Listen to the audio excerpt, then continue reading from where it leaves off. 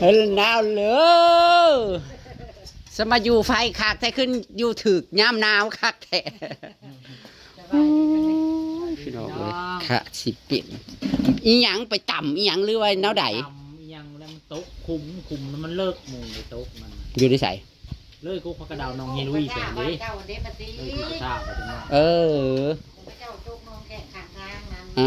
แถวหน้าชุมพรบัดเดียวไปสรุปลงเป็นกี่ท้ายมันลงเลยมันละโยกทางหลังนี่เลยขึ้นนะรถนะขึ้นมากเอาหน้ามันนั่นคอยนึกว่าไปตื่นไปผูกพอแค่รถน่ะประมาณ2 ว่าตายบริตีนลังมันตกนะฮะบริเบรกเดี๋ยวก่อนมันนี่รถมันยังหมุนอยู่ในรถมันก็ว่าแล่น้ำลังค่อยตู้มันตามมันจะพองนี่หลุดโผตามกลางลังนี่กับขาเก็บ2 ครั้งรถตัวเองรถน่ะก็ยังแล่นมาต่ำเอาอีกตัวเองตกไปลูกเลยแล้วมาเลยเฮ็ดรถชนไปเลยฮะไปเลยอย่าพอโอ้แบบว่ารถมันแถวค้ากับบาสบ่แถวค้ากับลังโอ้ยโหแถวลังแถวโกนมาเองเนี่ยปาจับรถได้แล้วก็ขึ้นมาเลยน้องพักกระเดามาหน่อยหน้าเนี่ยมันเทยไปแล้วนั่นนี่นะเนาะตอนรถมันมาตีให้เราเนี่ยมันเทยลงเลยก็พอดีคุบในโทรศัพท์ก็มุ่นมาเลยใช้งานมาได้เลยใครยังมาโทรหาเมียได้ครับมันมาฮะกระจายเมื่อเท่านี้โทรศัพท์นะมันเป็นม้อหอยเลยโอ้ยเนาะอันขาดสิเป็นขาดสิเป็นแล้วกันโต๊ะคุมกันอันน่ะเขาเปิดเพลงอยู่นะฮะเบิ้มอยู่นะได้ยินเสียงคือเขาแม่งกรีดอยู่ในหูนะมาดับรถนะฮะประมาณ30 นาทีท่าแม่บังหำไปนะถ้าโบไปเถื่อมันแน่นขึ้นในหัวใจมันทันใจบอกแล้วเลยตัดสินใจขับรถขึ้นมาเงินหมอเพลงโหยังขับรถมากับคืนมาได้ไปทำหมอเพลงของพยุงไปกาเราไปการพอดีก็ขี่รถออกมาถึงเงินหมอเพลงกับพอดีมัสติเป็นล่มคารถเลยคือข่อยแห้งแต่ว่าหูเมื่อเองผมมารุ่นเมื่อเองข่อยแห้งแล้วกลางคืนตี 2อยู่ผู้บัตติอุปูหูเมื่อเองเคยปิดอันนี้จะเถื่อนั้นรถจะว่าอย่างนี้ว่าเห็นจะใช่ว่าลงอยู่เพราะว่าพ่อน้องพลอยได้เนาะคือพ่อน้องพลอยไปเข้ามาเบิ่งพ่อน้องบ่อยอ้าวเป็นยังตับงัวบอกคือว่าไปเฮ็ดงานตอนมันลงทีแรกมันทีเจ็บแต่นี้ปุ่มมันนี่รถมาพาดที่มันเจ็บมดใบทางนี้มันหัวไถ่ไปเลยที่ปะขี้หินเนาะแท่นั้นก็ปะขี้หินอยู่เด้ออยู่มงอันแหนก็มงชีที่เขาเฮ็ดให้หน้าให้ดีแคมป่านั่นตรงกันข้ามเลยลุกตัวนั่นเลยแหละทางเมืองชายนี่ดิยังค่าสิไปเฮ็ดงานนี่บ่ตอนสิไปเฮ็ดงานโอ้โหคานอันนี้ไป7-8 โมงนะไปค่ะเจ็บก็บ่ได้ยากดอกพี่น้องเอ้ยอันไปแล้วมันตกคือคุมวินชาติมันเปรี้ยวเลยล้อนั่นล้อหน้ามันเปรี้ยวขึ้นหลังพี่มันก็โยกท้ายขึ้นหรือคือเขาจ้างกันไม่กี่ตมนึงนั่นแหละบัดนั้นรถยังอันหมุนล้อแล้วยังไปตมเจ้าของรถมันแล่นหา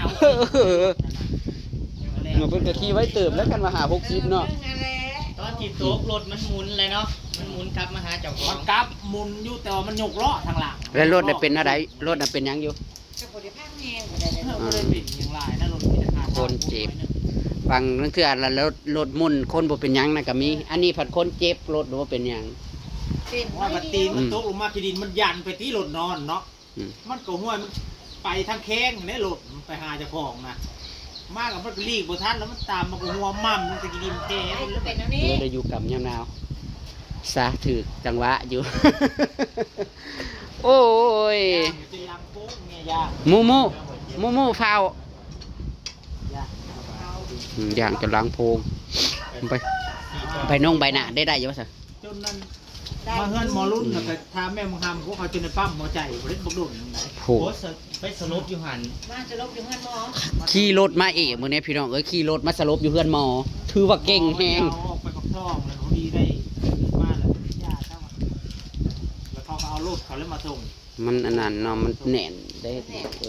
มันแน่นแล่นขึ้นมาในมาค้ำหัวใจมันคือแบบเขาแค้นเขาแค้นอย่างนั้นใจออกเลยนะมันต่ำเลยโอ้ยค่อยม้วนตั้มลงในเดียวอันพระราชขีตุ่มมันเข้ามันทั้งนะค่อยกันยังแน่นใจจนลงปอกลงมันคนในบ้านนาดูนะในบ้านทางเวบรรณจารย์นะ มันเป็นหินน้ำนอกตะปู แค่ข่อยขี้เช้าเท่านั้นดอกพระราชขี้ตมเป็นจังไดม่วนเต็มลงโลด อ้าวก็จำเขาเนี่ยเตะต่ บ่ท่าสิเจ็บเลยขี้ซ่าๆก็เจ็บ ไปยังสิว่าแห้งเครื่องจักรเครื่องยนต์ ไปห้อแล้วมันสรุปลงในนี้มันโยกท้ายขึ้นแล้วแต่เข้าเคยเห็นแต่เขาโยกล้อนะอันนี้เป็นโยกล้อหลังเว่งขึ้นอันนี้นะมันหลับยันจะคลองไปที่มันมือรุดลง เอาไปยัง ดันไปข้างหน้าเลยอ่ะ เขาจะคลองไปข้างหน้าแล้ว ไปขณะบรรดารถยังหมุนล่อไปเหยียบ มันตกลงมาวันนี้เนาะกระจายมันตกลงมาคนออกวิทย์เด้ล้อหลังมันห้วยมันถือกีดีมันก็หมุนเนาะมันหมุนก็ให้ทำรอบมันไปเลยมันก็ยันไปหาเจ้าของ ไปเหยียบตัวเองตื่นเลย เจ้าของไปจนห้องว้าวมันมาได้ไงนี่มาฮอดเจ้าของวิรุณนะ ถือว่าฟาดเคราะห์ไปพี่น้องเอ้ยฟาดเคราะห์ไปเดี๋ยวเช้าเราก็ไปหารถน้ำมนต์รถน้ำมนต์น้ำมัน ไปเฮ็ดงานน้ำมูกมาแล้วไปยังเรือตะกี้ขึ้นช่องหลังคุณ แม่ยานั่งกะหยอกแห้งใช่เนาะ ดอกแห้งเนาะ เห็ดหยังยายบัวนะผัดกะเพรา ผัดกะเพราก็ได้มือตื้อๆไผหันมาดับตอนนี้ ผัดกะเพราเด้ไม่เลย แม่ นี่ก็ว่าสิมาหาจับไก่ดักออกนี่จังมันสิจับได้บ่จะเฮ็ดกินแรงนี่สิบ่ต้ม3น้ำผมบ่ไก่บ่ไก่เฒ่า ได้เท่า โอ๊ เลย เอา เฒ่าแบบมันไก่เฒ่ากว่าหมู่นะในเฮือนน่ะหมดนั่นเพิ่นจังไว้ไปขึ้นไปไข่บัดนี้เพิ่นว่าดากออกมันเฒ่าบ่เป็นน้ำมันเฒ่าบ่ เทียวนี่ทะเลาะไม่เล่นเทียวของข้าวเทียวนี่ ใจส่งมันยังค่ายมันเป็นผ้าดี ยายนี่ว่าบ่ได้ไปเป็นซ่องปองพอน้องบ่อยบอกคือจะตาเจ็บนักอยู่ได้ป่ะคุณก็ท่านได้ไปแล้วป่ะมาเมื่อวานก็จนค่ำมื้อนี้ก็ไปก็จนไปลืมโทรศัพท์ก็ไปก็จนค่ำ นี่แล้วนี่มันบวมมันไข่ตัวนี้เอายืนไปได้ ขนาดเจ้ายังบ่ได้ใส่หมวกกันน็อกคอยน่ะใส่หมวกกันน็อกกันยังหน้าบาดยังเป็นแป้วเท่ากับมือในโนแก้มนี่ยังเป็นโรคอยู่นี่เย็บบ่ ประมาณ3เข็มอันนี้นะเราว่า จิ้ม ซื้อยาสีชมพูมาทาอยู่บ่ยาสีชมพูนั่นมัน เป็นหลอดเลยซื้ออยู่ บ่ยาสีชมพูเป็นแอบนะ โอ้ยัง เอามาทาแน่มันพวกแผลปิ่นนั่นนี่นะมันจังบ่นะกัดอีหยังนางมูเอ้ย ยังบ่ทันได้ไปสอนฮอดควันเดี๋ยวนี้นะ บอกค่ะมันเป็นดินนั่นแข็งเริ่มกระถิ่นไปเลยได้อยู่นะ มันแผ่นดินทรายเนาะเฮาสิขี้ไว้แล้วมันก็ชลวบลงโลดแหละ เชื่อโอ้ไหลใช่ พอแล้ว ไปพ่อแล้วหันมันเอียงอยู่ดอกน้อยหนึ่งนี่หันนั่นน่ะ ค่ะสิเจ็บ คุมประจำวงกันตีลงมันใส่ซองตีนไหนเอาเงามานั่นเอามาตกวงนอกนี่เรียบร้อยแล้วไปทุบแล้วก็เป็นเช็ดตัวนั้น นึกว่าเพิ่นไปซนกับอีหยังบ่โหบ่ได้ซนกับอีหยัง ไปแล้วรถกับบริมีมันว่าง ขี่อยู่ผู้เดียวนี่ก็ค่าสิเจ็บกับพี่น้อง เพราะมือแต่เก้ามันมีทางลัดเนาะทางลัดลงให้หน้าดิ ตะกี้คอยไปทางลัดทางให้หน้าคอยบริไปทางตรงนี้บัดบ้ามือว่าในตอนแรกมือชื่อในตอนแรกอะไรเขาปนรักหัวพังขนาดนี้ เขาอีรุ่นอยู่แหละ หัวแต่ตัวเองว่าโอ๊ยว่ะไปทางพี่แล้วไปกวนทางเขาต้องเป็นหัวไอ้เงาไปแล้วแล่นแจ๊ดออกไปหันน้อยเดียวนึงนะมันคือมันเลย เต็ม นี่ ผมเมียคุมเขาคุด คุ้มขี้ดินทรายมันเป็นดินทรายเด้ ขึ้นถนนแล้วมันก็คุ้ม บ้านนี้มันค่อยเลยมันเลยต่ำเดพีไอมันเทิงกิดินใช่มันเก่ามันรถตูนตามตูนนี่แต่มันรถตามรถเก่งมันยันห้อยเถื่อเอิ๊กนะคุมตัวทุกนั่นตามเอิ๊กลูกบอกว่าเลยนะ สี่ยังบิ๊กซี่ขั้นนำให้ใกล้ตีให้พ่อบ่ เมียไปขี้ทำหน้าที่แทน ไอ้เนาะอุ้งอ้างเลย ผู้บ้านนี่ พอเขากัน ครั้งแรกที่จับไก่ให้พ่อห้วยไก่ตีกับบริชนเล็กจับหางหิวพ่อกัดท่านสิขาด บ่เคยเห็นเนาะ น้องแนบ่เคยเลยมือนี่ ย่างให้มันนั่นน่ะ ให้มันครบ อยากจะมือ เล่นแรงครับ ตั้งมือหาแล้วกันกับช่องทำมือกันยังเจ็บอยู่กับหมดไปเรื่อยๆหากคนบริพ่อให้ขาดไพ่เด้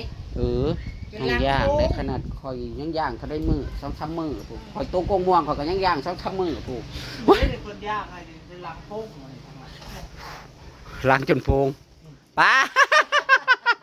เขามกเขาใจได้อันนี้นะเฮ้ย แต่โมฮอนนะวะ มองบาดบ่ บ่ตั้งโพง ฮอดนี่แหละ ฮอน โหอย่าเอาห้อนหลายเห็นว่าก็ได้เห็นว่าย่างก็ได้ ย ทำมันบ่ดีบ่เช้า หน่วยมันสิตืมนั่นแล้วกันนี่แหละจนหลังโพงเฮ้ย เต่านะ3เลย โอ้ เอาเต่าไปหลังมาย หน่วยพันผ้านี่ได้ผ้านี่แหละมันดาดนี่เมื่อกี้มันมีท่านเดียวตัวนี้ให้น้องอันนี้ไปจนมุนเอเล่ใบหน้า จนหลังเฮ็ดได้สินอนได้มันจนโพงมันก็แสบเด้อเฮ้ย โค้งมดเลย หายามาทามันโพงนะ โอ้เดี๋ยวหวานฮะจระ แม่ เข้ เอา มา ห ค่ะ วานเอาหวาน หางจระเข้มาใส่ มีก็แบบ หน่อยไปสิให้ดีอีกเลยให้หลายมัน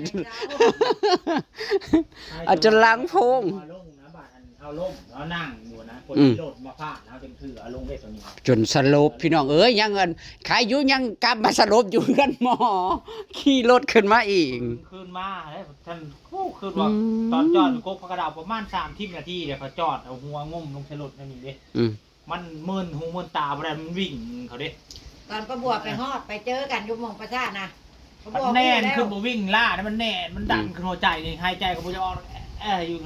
เนี่ย มัน ขออนุญาตบังคับ เขารถบอกมันต่ำบ่คืออะไร โอ้เข้ารถบริษัท ตั้งว่าอึบลงรถนะคน รถนี่แล้วมาพาดเฮานี่ดิพาด อืม ทางหลังเอาพุ่งลงไปแล้วเฮาได้นั่งอยู่แล้วตอนนั้นเฮากำลังสิขึ้นนะ อืม พอดีรถมันมากคือค่อยว่ารถค่อยตู้นี่ยังมานะมามันกับพาดเอาเจ้าของลูกพาดเจ้าของของค่อยม่วนแพไปเลยแหละรถอะไร คนนั่นกระโดดก้อนไปหน้าเลยยัง ไปก่อนแล้วมันตกคุมแล้วมันวิ่งดิมันว่าง่ายๆนะหัวมันปักลงที่มันสิยกท้ายขึ้นเลยรถนะรถจักรนะ บัดมันล่อมันลงตึงแล้วมันไปอีกเนาะ มันคือที่ทอกดิมันตีนมันลงมามันเท่าเลยบริเวณหลังมันดิ อืม มันละมุนมันเนี่ยรอบมันหมุนลูกกระยานน้ำหลังเลยอย่างว่า มาต่ำเอาตัวเองเนาะโอ้ ตามมาจะคลองอี บ่ ก แม่น มัน เขต ก็ แร ไม่ กใน มี ประเทศลาวบ่ปล่อยยังเอา จะคือเฮ็ดเอาเนี่ยเห็นบ่คือในอันในคลิปมันเนาะ